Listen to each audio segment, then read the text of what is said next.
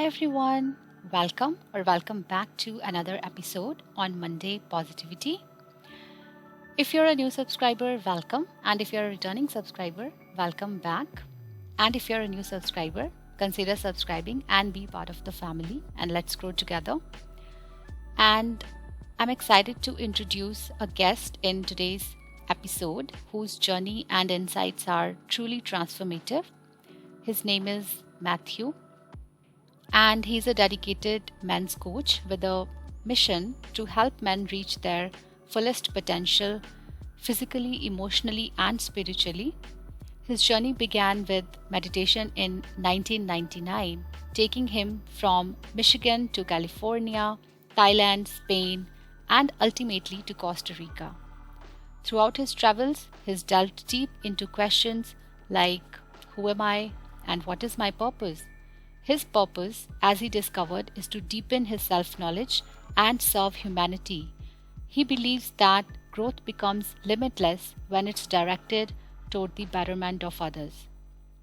And in today's episode, he shares powerful insights on the importance of watching your thoughts without judgment, how taking care of your body affects your emotions and thoughts. He also emphasizes why modern men need guidance to unlock their full potential, not just for themselves, but for their partners, children, and communities. In a world that places increasing responsibility on men, seeking guidance is crucial for thriving in every aspect of life. And for our listeners and viewers, we have some exciting resources. If you're interested in exploring this journey further, we're sharing links to his website, Instagram, and Facebook page in the description box below this episode, this video. Plus, he's also offering a special opportunity for a free call. Anyone interested can book a discovery call through the link. Again, the link is provided in the description box. And again, I'm very excited about today's episode because it talks about sacred masculinity, sacred femininity, and if you're a man who feels tired and uninspired or just stuck in a rut, this episode is for you.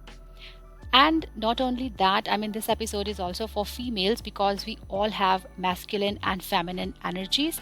So even if you're a female, I would highly recommend listening to this episode because sometimes, we forget when we need to, put on that masculine cap and when we need to put on the feminine hat, right? And I understand life's demands can take a toll, but there's always a way to, reignite your passion and your purpose.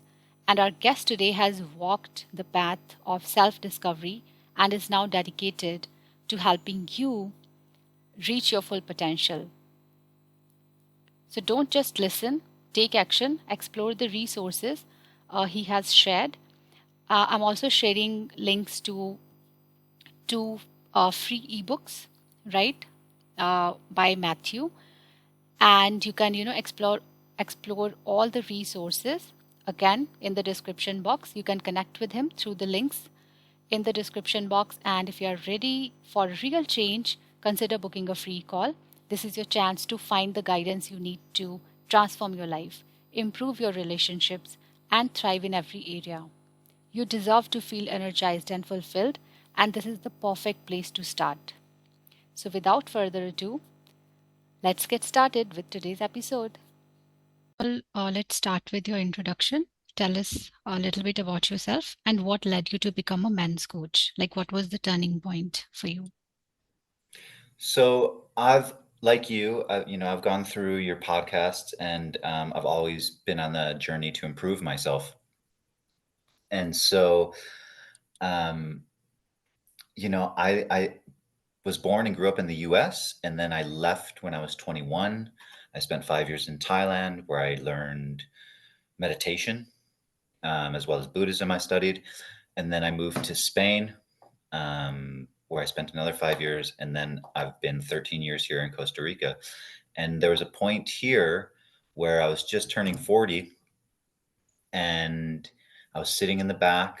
I live a half mile from the beach. So sitting under a mango tree in the back, thinking about connection, and felt that I didn't feel very connected to other men.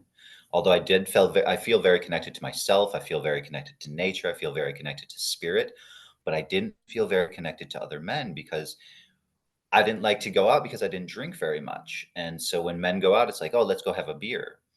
And that evening, someone had invited me out, and I didn't want to go. And that's where it started, with this connection, or this feeling of disconnection to men without the lubrication of alcohol.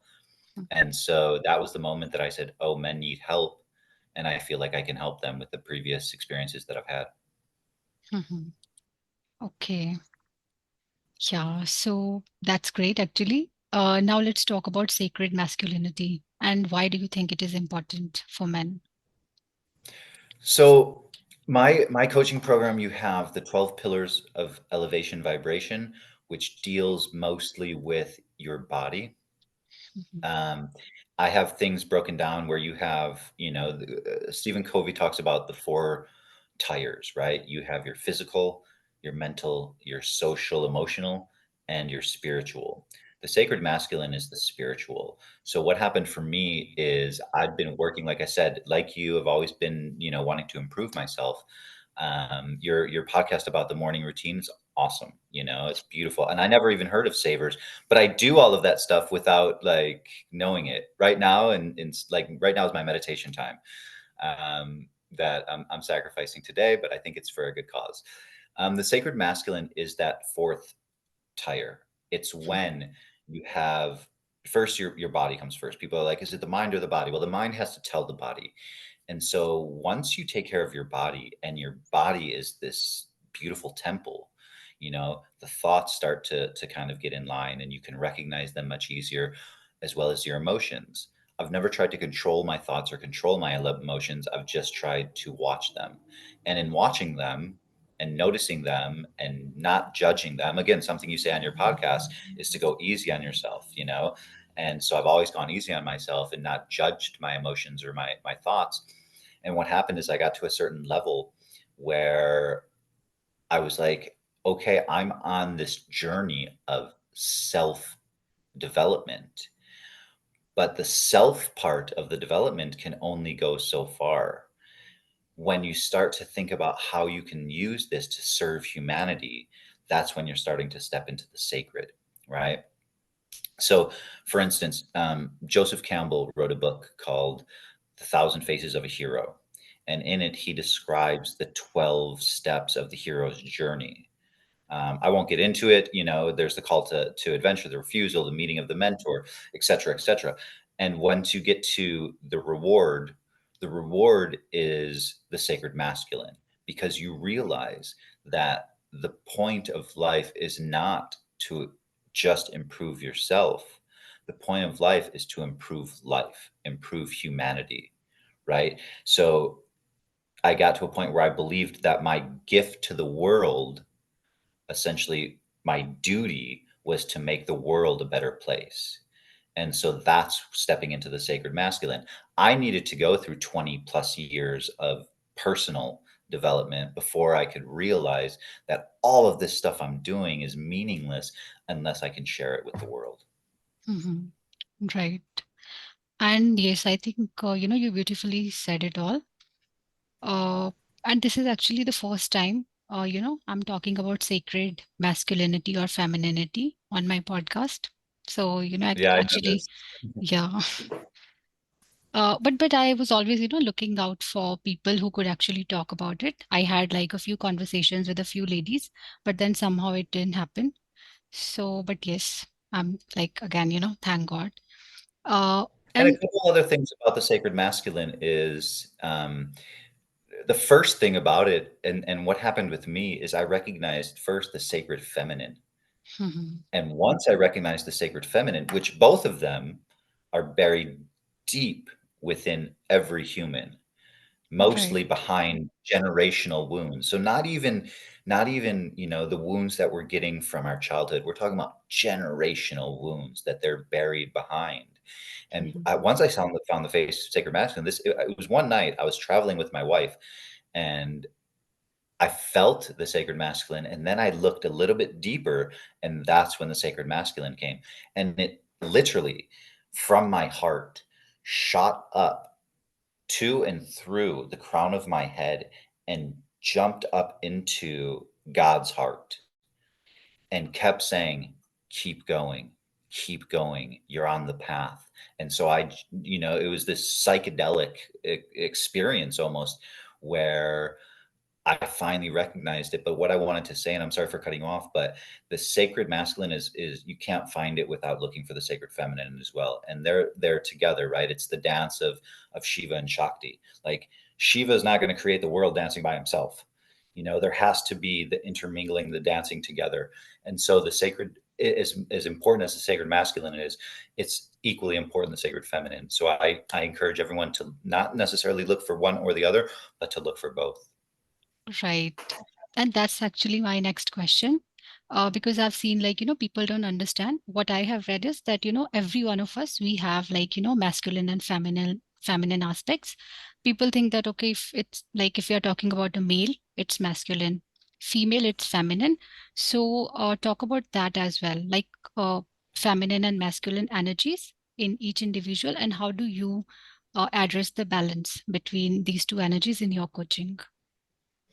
So, the cliche that I use is that still many people in today's world, despite the changing of roles, um, men will go to work and they'll work all day in their masculine, solving problems, Mhm. and then they'll come home and their wife will have a bad day, let's say, and she will want to talk about her day.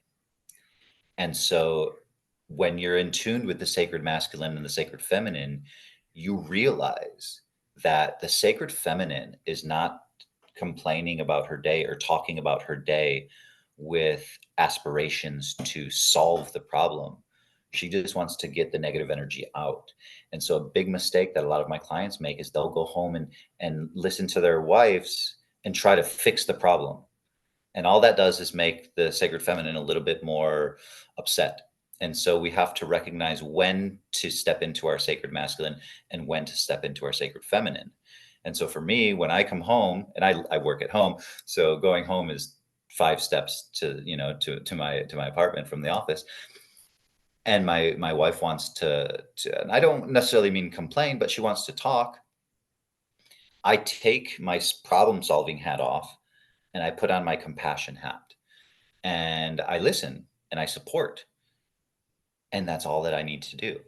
And so I think knowing when to step into your sacred masculine and when to step into your sacred feminine are very important things that I learned through intuition.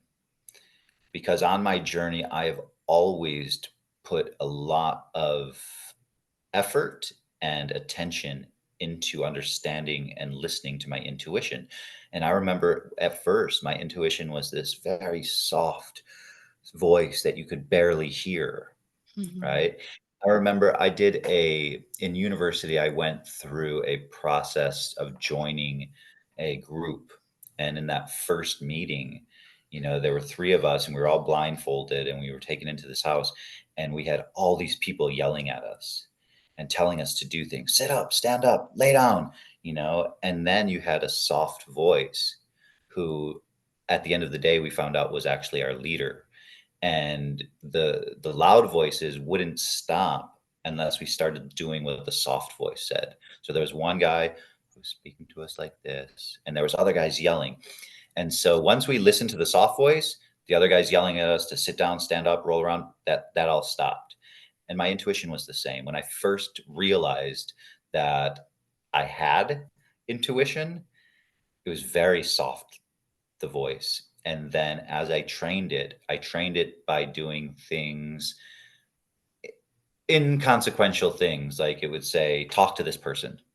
You see them on the train, like, talk to this person, even though you don't really talk to people on train. And so I would talk to that person, and I would, all of a sudden, the universe would pat me on the back and say, yes, that person would give me some type of information that would help me in life.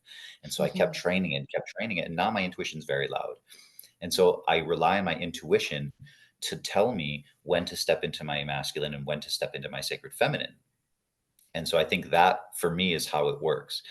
I also obviously have gone through and like defined what is my sacred masculine, what is my sacred feminine, because yes, I do feel that in today's day and age, women can do anything that a man can do, almost anything, and men can do almost anything that a woman can do. But I also had the benefit and the luxury of seeing both of my children being born naturally, and I couldn't do that, and that also opened my eyes to the power of womanhood. And so I think that it's very important that we make sure that we don't necessarily mix up the sacred masculine and the sacred feminine, because each of them at their different poles is very important for creating a true balance in life. Right. Yeah. I think that's very important because sometimes even, females, they step into that, masculine role and then they are not fulfilled in life. So, like you said, okay.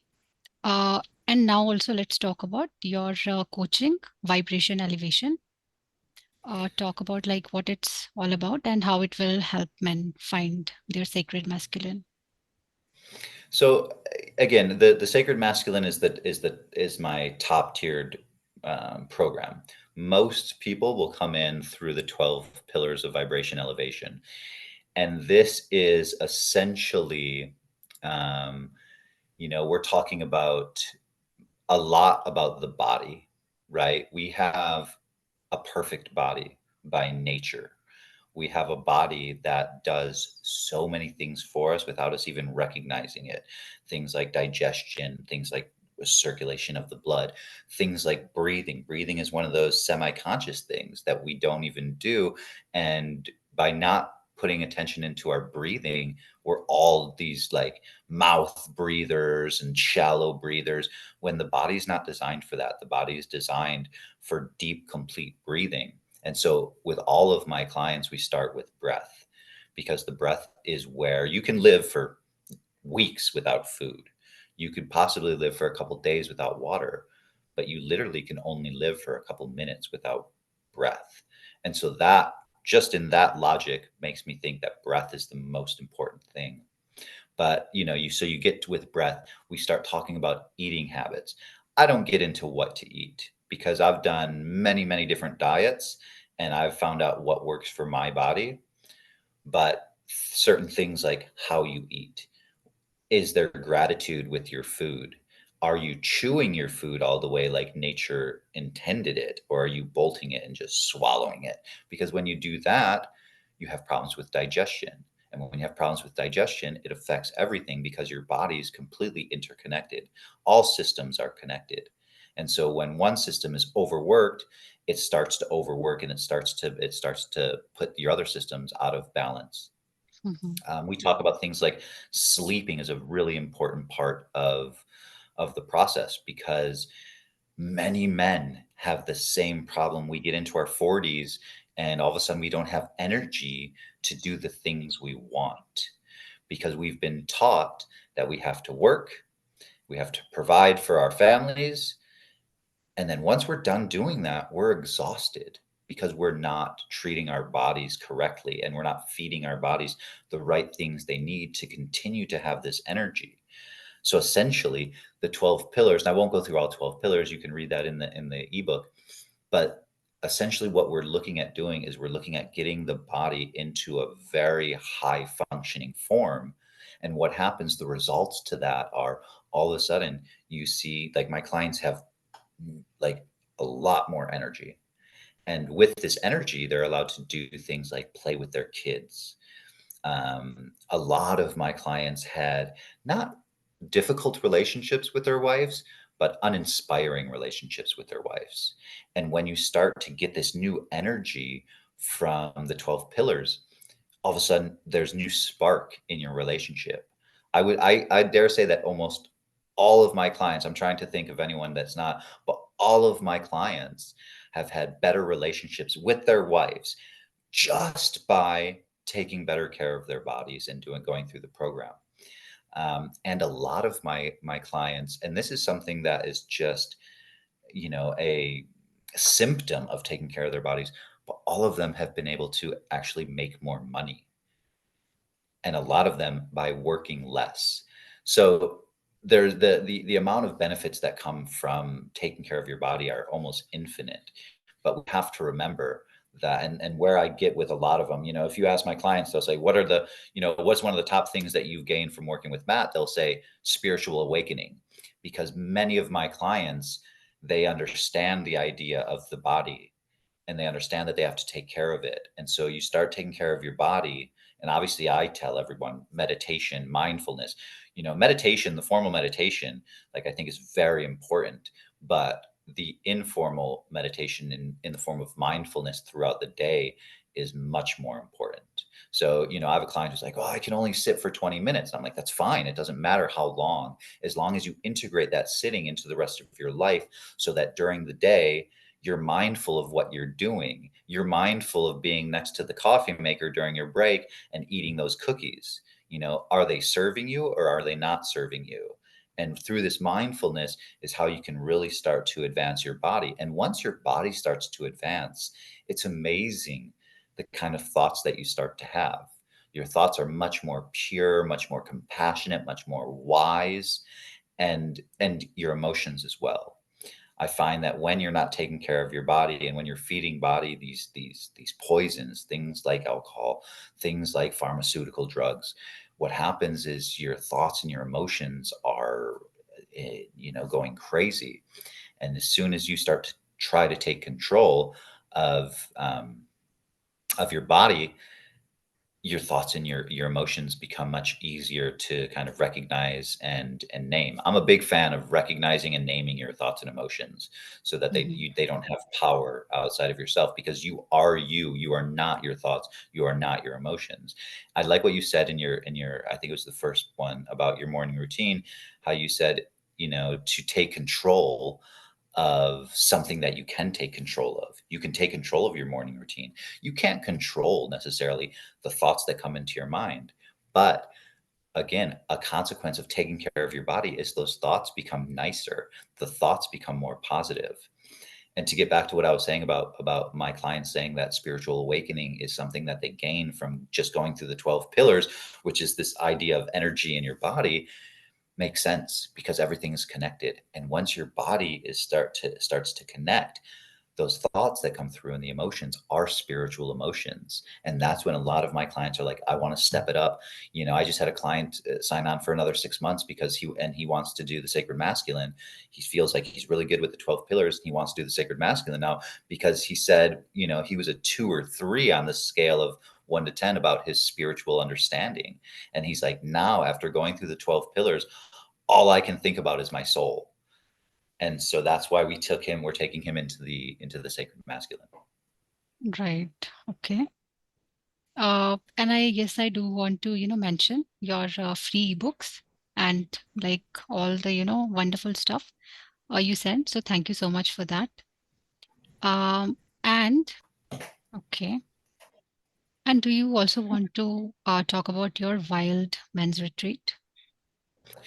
So again, this is for people who are past the 12 pillars, and they're taking care of their body, um, but they're feeling a little bit of disconnect, because I feel like in the men's population worldwide, I would say that there is this disconnect.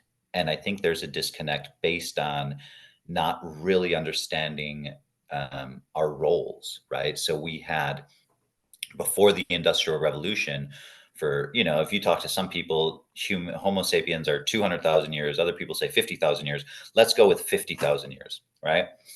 So in the 50,000 years that men have been, or that humans have been our Homo sapiens, we have had male initiations. So what these were is, when a boy reached a certain age, he was ripped out of the house by the men of the community and taken into the wilderness, the nature, and they were taught certain things, and it was a struggle for them, and there were certain pains that they had to go through and certain trials that they had to overcome. Sometimes it took them a long time to do this, but Mhm. when they went through the whole process of male initiation, when they finished, they were men, and they knew what a man stood for. And nowadays we don't have that, right? So that, coupled with the fact that, again, in the last 200 years, so the first 50,000 years of Homo sapiens sapiens, we had men teaching men how to be men, women teaching women how to be women. Now, since the Industrial Revolution, and in my house growing up as well, before my parents got divorced, I was 12 when they got divorced, but my dad went to work, or before I saw him in the morning, and he came back after it was dark, and he Mhm. would eat his lunch or eat his dinner, and then he would sit in front of the TV until he fell asleep. So I was a boy raised by a woman. I was taught how to be a man by my mom. And Right. so I think that's something else that's happening, is that the men have been taken out of the home. I'm not even talking about divorced families. I'm just talking about men who are taken out of the home, who are working, all day, coming home again without this energy because they're not in the 12 pillars, and they are, not teaching their sons how to be men. So what happens is, as we grow up, we don't really ever step into our authentic self. And we actually, through puberty and like our late teens and early 20s, we become who society tells us we should become. And so we lose our authenticity. And whenever we lose our authenticity, it's very hard to make genuine connection.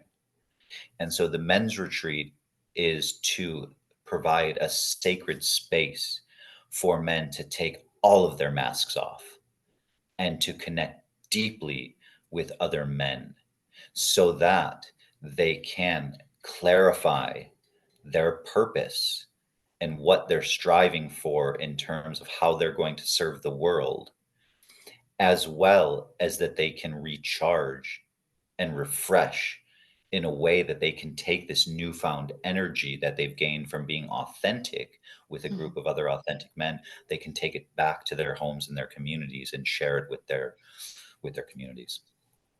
Okay. You have time, right? Yeah, of course. Okay. So you had also mentioned that, pandemic influenced your decision to become a coach, right? Would you want to talk about that also? How did it influence, like, So my pandemic story was, it was one of the best times of my life, because again, we live a half mile from the beach. Most, like, I'm inside right now, but most of my day I spend outside, mm, mostly under a roof, but there's no walls, so it's outside. And I had a son born. We have a hotel, and so obviously the hotel, like, we did have a couple people that got stranded and had to stay here, and we kept our distance from them. They stayed upstairs, we stayed downstairs. So I had all this time to spend with my newborn son. My wife was here, her mom was visiting from Colombia, so she got stuck here as well. We live in Costa Rica, I don't know if I mentioned. And my oldest son was here. So my baby boy had four sets of hands and four sets of eyes always on him, spoiling him. So it was just absolute joy for me. But when I spoke to other people, or God forbid, I got on social media, I saw, wow, people are struggling. And I knew at that time that I could help them. But I didn't know exactly about coaching at that time. And so I reached out to a lot of people, and I just had conversations with a lot of people. And that essentially is what coaching is, right? Is powerful conversations. And I didn't have necessarily techniques or programs, but I would just talk to people. And I found, with a 30 to 45-minute conversation, people started to really feel better. And I started to realize, like, oh, this is my purpose. So having this in the back of my mind from the pandemic, and then when I had that feeling under the mango tree of complete disconnect, I put those two together, and I said, oh, coaching is the way. um, because I think the pandemic was brilliant in shining the light on our weaknesses, And when I Right. say weakness, it's not necessarily personal, but how the world really runs and how our priorities are not necessarily for our own health or the health of our family or health of our community. Hmm. And we do a gratitude practice here with my two sons and my wife. Before we eat, we talk about one person that we're grateful for in the delivering of the food, and my oldest son Dante, he always wants to go, with, "Oh, I'm so grateful for the rubber farmers of Malaysia because without them we wouldn't have tires for the trucks to bring us the food." And through this gratitude practice, I started to realize how we rely much more on, for instance, farmers in Malaysia and Right. food grown in faraway places than we do on our neighbors. And so actually, before I even started coaching, we like, during the pandemic, is we planted a huge garden and we started growing all this stuff and sharing it with all of our neighbors and things like that, in hopes that the neighbors would do the same. And for a couple of years, I mean, it's died down now, but for the first couple of years, like everyone in my town was sharing food that they were growing. Like almost this idea hit everyone at the same time, like, oh, we should grow our own food, and everyone's sharing food. And so we lived in this utopian food sharing community for a good 18 months.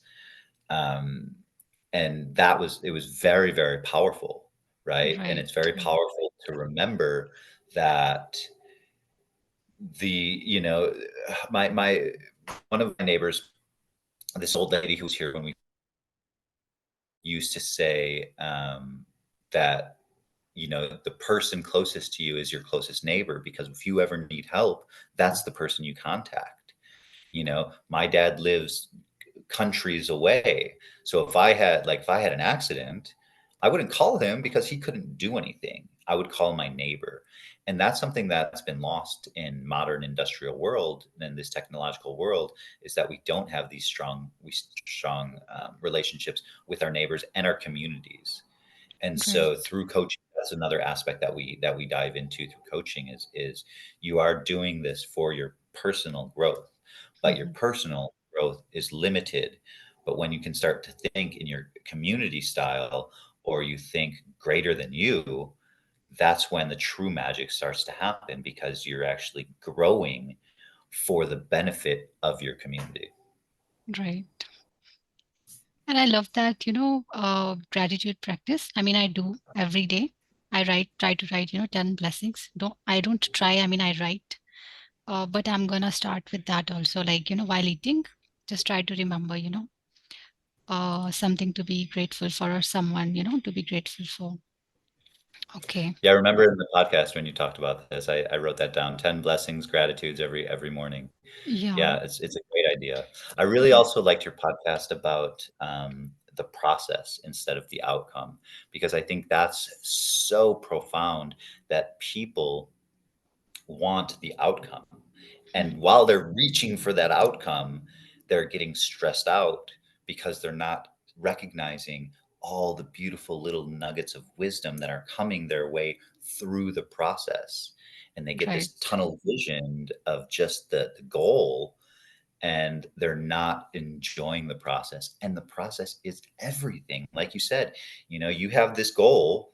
Mhm. When you reach it, what's the next thing? Well, you're going to have another goal. And so if you're totally what did you call it? Outcome, focused instead of process focused, you're never really going to enjoy the process, and you're never really going to learn or enjoy your life. And so that was really a profound. Talk about your services and how can someone reach out to you. I'll put the links Um, also to everything, like yeah, your website, Instagram, and all of that in the description box. Yes. Yeah. perfect. Yeah, if you can do that, that's great. I wanted to ask you a question, because all those links, they'll have those links. Going through I know that you have 88 episodes. I didn't go through all of them. Mhm. But in none of them, and I remember you did talk a little bit about, Monday mornings are difficult for people, and so you like to have your tea on Monday morning. But what was your inspiration behind doing this podcast? Behind starting the podcast? Starting the cost podcast, yeah. Um, yeah, so my motivation was actually to motivate myself only. Because to be very honest, I have wonderful people in my life, but I feel like at one point I felt like I didn't really have, good masculine and feminine role models. So through these podcasts, I was just trying to motivate myself, and I had also left the job that, but I'm Brilliant. happy. And Yeah, yeah. it seems like it's worked because you've done quite a bit of I mean, it's been 2 years now. Actually, I started it in 2018, 18 or Oh, 19, 20. I think. Yeah. Okay. But then it Yeah, was because I like remember you again, saying I would you wrote post. a book. Yes, yeah, yeah. That was also, part of that only. I was going through something, but just to, motivate myself. And that actually helped me understand, the energy work. And like you said, abundance energy, your mindset, or not thinking like, money is this or that, not having like negative relationship with money. And then food also. I'm working on that these days, relationship Good with for you. food. Yeah, Yeah. Our relationships with everything are really important, and they all right, start with our relationship with ourselves. And when we right, can love ourselves for who we are, and like that's why I say I really enjoy listening to your podcast because you say a lot. Like, don't be hard on yourself. Like, if you don't get it right right, away, like, don't be hard on yourself. And I think that's one of the most profound pieces of advice because we need to love ourselves. And when we have a good relationship with ourselves, we can have a good relationship with money. We can have a good relationship with food. We can have a good relationship with other people. We can have a good relationship with our sacred masculine and our sacred feminine. So I think like the right, start is deepening your self-knowledge so that you can have and nurture your relationship with yourself that mhm, leads to good relationships with everyone else. right. And also, I think like, just start, even if you don't know what will be, like ahead, just start. Road will, show up. I don't know how, but it does. And I was so looking forward to, this episode specifically because the topic in itself was very captivating. So thank you so much for making, time for this. I know it's early morning there, and again, it was your meditation time. But yes, I'm truly grateful for, Thank you. I'm really grateful too. And I'm grateful that you reached out.